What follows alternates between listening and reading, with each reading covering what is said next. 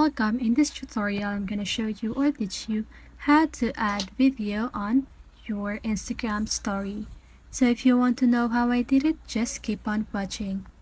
So first, you want to open your Instagram app and then make sure that your account is logged into it. And once you're done with that, so you want to click on this plus sign on the lower part of your screen to record a video.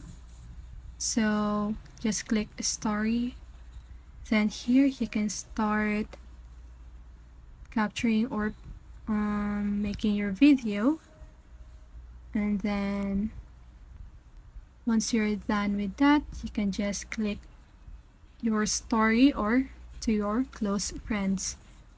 And if you want to send it to other people, just click message and then search for their username.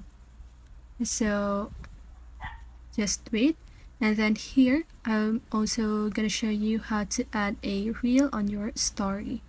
So just click on the reel that you want and then click on this arrow on the right side of the reel below the comment section, and then click add reel to your story, and then just click your story or close friends.